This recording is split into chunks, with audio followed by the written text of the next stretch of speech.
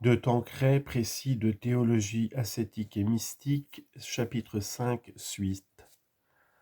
Preuve de raison basée sur la nature du progrès spirituel, de la nécessité de la direction spirituelle, page 345. Le progrès spirituel est une longue et pénible ascension le long d'un sentier escarpé bordé de précipices. S'y aventurer sans un guide expérimenté serait une grave imprudence. Il est si facile en effet de se faire illusion sur son propre état. Nous ne pouvons être parfaitement clairvoyants sur nous-mêmes, dit saint François de Sales. Nous ne pouvons pas être des juges impartiaux dans notre propre cause, en raison d'une certaine complaisance si secrète et imperceptible que si on a bonne vue, on ne la peut pas découvrir, et ceux mêmes qui en sont atteints ne la connaissent pas si on ne la leur montre.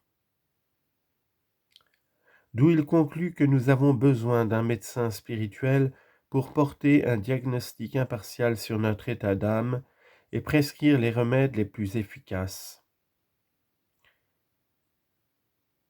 Citation de ces sermons. Et pourquoi voudrions-nous être maîtres de nous-mêmes pour ce qui regarde l'esprit, puisque nous ne le sommes pas pour ce qui est du corps? Ne savons-nous pas que les médecins, lorsqu'ils sont malades, appellent d'autres médecins pour juger des remèdes qui leur sont propres? Fin de citation. Pour mieux comprendre cette nécessité, il suffit d'exposer brièvement les écueils principaux qu'on rencontre dans chacune des trois voies qui conduisent à la perfection. Les débutants. Les débutants ont à craindre les rechutes, et pour les éviter doivent faire une longue et laborieuse pénitence, proportionnée au nombre et à la gravité de leurs fautes. Or les uns, oubliant vite le passé, veulent entrer immédiatement dans la voie d'amour, et cette présomption est bientôt suivie du retrait des consolations sensibles, de découragement et de nouvelles chutes. Les autres se livrent avec excès aux mortifications extérieures, y prennent une vaine complaisance, compromettent leur santé, et en voulant se soigner tombent dans le relâchement. Il importe donc qu'un directeur expérimenté maintienne les uns dans l'esprit et la pratique de la pénitence et calme l'ardeur intempestive des autres. Un autre écueil, c'est la sécheresse spirituelle, succédant aux consolations sensibles. On craint d'être abandonné de Dieu, on omet des exercices de piété qui semblent stériles et on tombe dans la tiédeur.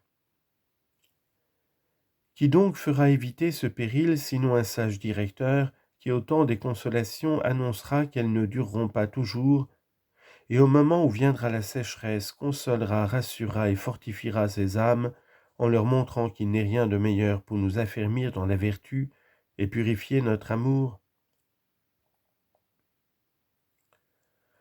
Quand on entre dans la voie illuminative, ne faut-il pas encore un guide pour discerner les vertus principales qui conviennent à telle ou telle personne, les moyens de s'y exercer, la méthode à suivre pour s'examiner avec fruit sur ses progrès et ses défaillances? Et lorsque se manifeste ce sentiment de lassitude qu'on éprouve un jour ou l'autre en découvrant que la voie de la perfection est plus longue et plus pénible qu'on ne l'imaginait, qui empêchera cette impression de dégénérer en tiédeur, sinon l'affection paternelle d'un directeur qui saura deviner l'obstacle, prévenir le découragement, consoler le pénitent, le stimuler à de nouveaux efforts et faire entrevoir les fruits de cette épreuve vaillamment supportée? Plus nécessaire encore est la direction dans la voie unitive. Pour y entrer, il faut cultiver les dons du Saint-Esprit par une docilité généreuse et constante aux inspirations de la grâce. Or, pour discerner les inspirations divines de celles qui viennent de la nature ou du démon, on a souvent besoin des avis d'un conseiller sage et désintéressé.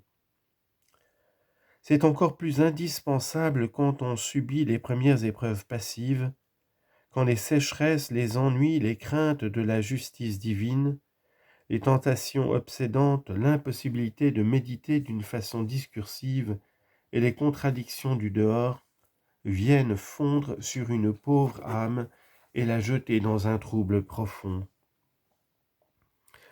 Il est évident qu'un guide s'impose pour prendre à la remorque ce navire désemparé.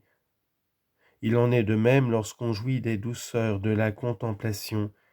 Cet état suppose tant de discrétion, d'humilité, de docilité et surtout tant de prudence pour savoir harmoniser la passivité avec l'activité qu'il est moralement impossible de ne pas s'égarer sans les conseils d'un guide très averti.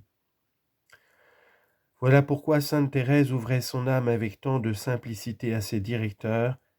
Voilà pourquoi saint Jean de la Croix revient souvent sur la nécessité de tout découvrir au directeur. Dieu, dit-il, aime tellement que l'homme se soumette à la direction d'un autre homme qu'il ne veut absolument pas nous voir donner pleine créance aux vérités surnaturelles qu'il communique lui-même avant qu'elles aient passé par le canal d'une bouche humaine. Pour tout résumer, nous ne pouvons mieux faire que de citer les paroles du père Godinez. Sur 1000 personnes que Dieu appelle à la perfection, 10 à peine correspondent, et sur 100 que Dieu appelle à la contemplation, 99 manquent à l'appel. Il faut reconnaître que l'une des principales causes est le manque de maîtres spirituels.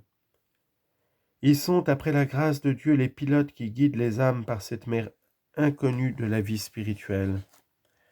Et si nulle science, nul art, si simple soit-il, ne se peut bien apprendre sans un maître qui l'enseigne, beaucoup moins pourra-t-on apprendre cette haute sagesse de la perfection évangélique où se rencontrent des mystères si profonds.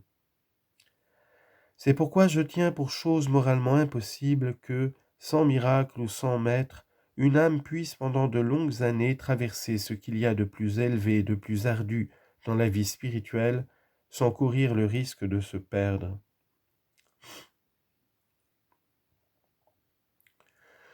On peut donc dire que la voie normale pour progresser dans la vie spirituelle est de suivre les conseils d'un sage directeur.